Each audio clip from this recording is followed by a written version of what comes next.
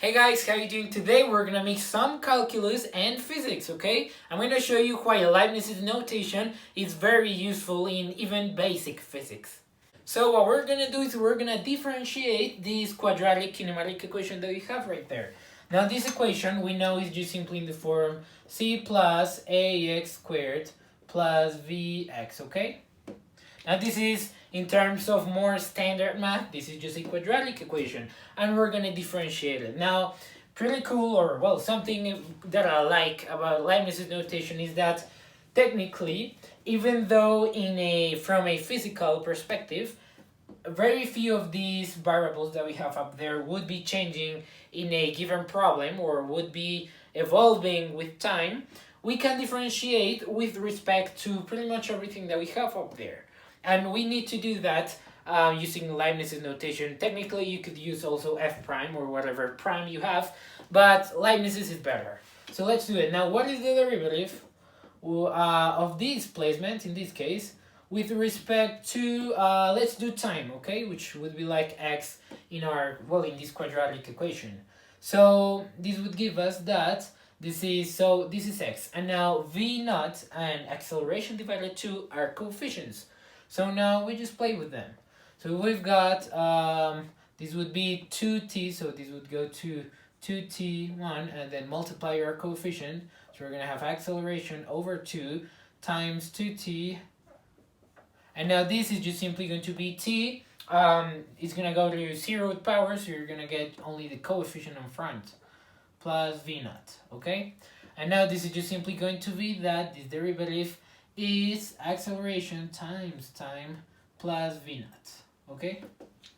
I made the O too big, but yeah, that's v naught. So now I want you to see something pretty cool.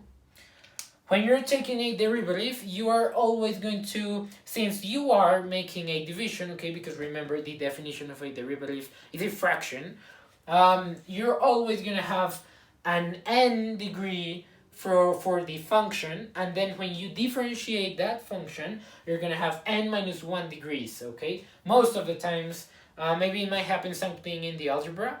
Sometimes you might even get a higher value, but depends, well, if it's the product rule, for example, yes. But in this case, since we only use the power rule, we're going to have, this is actually a linear function, okay? This is just simply our slope, which would be acceleration, x plus our y-intercept, okay? I hope you can see how math resembles, how physics resembles a lot of math ideas that you may have seen before. So now we went from a quadratic equation to from a quadratic function would be the most precise term to a linear function, okay? Now, what if we differentiate it? Let's do actually with respect to acceleration. So how do we differentiate? So let me do it. What is the derivative of displacement with respect to acceleration, okay? Now you're seeing why it is useful to use Leibniz's notation, because we have a lot of things up there and we need to say what are we differentiating with respect to, okay? So acceleration, now how do we do it? In this case, we know this would be just a constant, okay? Because there is no input for this term. So this term, it would just simply go to 0, so we can forget about it. And now what about this? So we know acceleration is just a input to the first power, and we know that is just simply going to give us 1. So in this case, we would just get, I'm saying in this case way too much. In this problem, we would just simply get t squared acceleration times, no, not acceleration, because we're differentiating with respect to that variable. We're just going to get t squared over 2, okay? This is the derivative for displacement with respect to acceleration. Because it is our only input, is just going to go to 1. This term does not exist, it goes to 0, and we're just simply going to get the coefficient in front of of our input, or acceleration, which is just t squared over 2. Now, what about the derivative of, what can we do here? Now, every other variable that you can take now would just simply give you this scenario, okay? Because the only variable that would give you something different than just a constant would be time, okay, if you differentiate it with respect to time. Differentiate with respect to v naught, for example, you're going to get the same thing, well, not the same thing, but the same method or the same process that you got up here, that you got down here, okay? Because you just have an input, it's gonna go to 1, so you're gonna have t times, and this actually goes to 0, so you just get t, okay? That is what happens. Now let's differentiate another function. Now let's try this one up here. Now this one is a bit cooler, okay? Let me show you something. So now what if we wanted to differentiate the function v, or v as a function of any of the variables that we wanted here, okay? So we could say what is the derivative of v with respect to a, however, that would just simply, this would go to 0, and we would get this as a coefficient, the change in x times 2, okay? Or well, let's say as the derivative, okay, would be simply a straight line. But what if we differentiate it? Now pay attention here because this is cool. What if we differentiate it with respect to v naught? Okay, so now this is gonna give you something pretty interesting. So now if you want to differentiate v with respect to v naught, first of all you need to have v just as a normal, well, not as a normal term, but as a first degree term, okay? So we're gonna have that v is equal to square root of v naught squared plus 2 times change in x times acceleration, okay?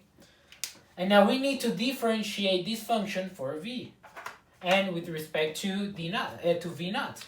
So we're gonna have the derivative of v with respect to v naught is gonna be equal to, so how do we get this? Now this is just gonna be 1/2, so we're gonna have the derivative operator, just so you see the process, of v naught squared plus 2 times change in x acceleration to the 1/2. This is going to be 1/2 times, now we gotta use the chain rule here, okay? We have v naught squared plus 2 times change in x acceleration negative 1/2, okay? This is just going to be 1/2 minus 2 over 2 negative 1/2. So now we need to multiply by the derivative of what's on the inside.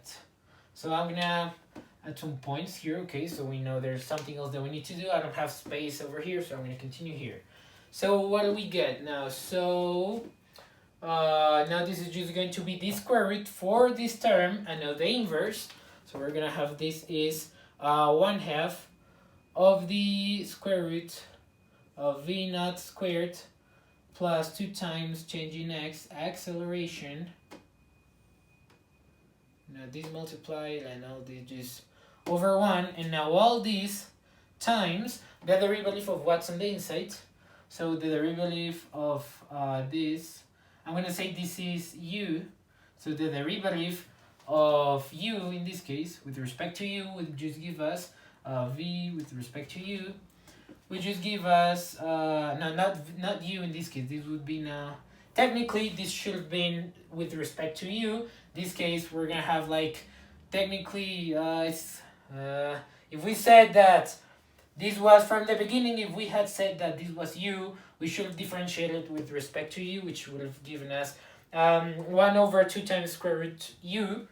But in this case, well, I'm just going to say this is again v naught, because we're going to differentiate with respect to v naught. Now, no v naught here, so that is just a constant, goes to 0. We're going to have this is 2v naught, okay? And now times 2v naught. 2v naught. And now, well, let's see what we get. So we're going to have 2v naught over 2 times square root v naught squared plus 2 times delta x acceleration. And now 2's they are going to go out, and we're just simply going to get that, the derivative of velocity with respect to v naught, or any type of initial velocity, is just going to give us v naught over 2 times square root v naught plus 2 times x acceleration. Okay? So this is the derivative for this function right here. So velocity as a function of the variables that you have there, and then you just differentiate with respect to any variable that you want. In this case, we did it with respect to v naught, okay? Now this is, and in this case, this is just going to be a constant that we have. So given a change in x, or for how long you're accelerating with a acceleration of a, and this is actually vector. I didn't write it in here just for the sake of time, but you know it's vector. So given these two parameters, how does your velocity change given also another v naught? So, well, I hope you guys saw what I did. I hope you guys enjoyed this video using some differentiation rules in physics. And well, I enjoyed it, so I hope hopefully you did too. See you in the following video.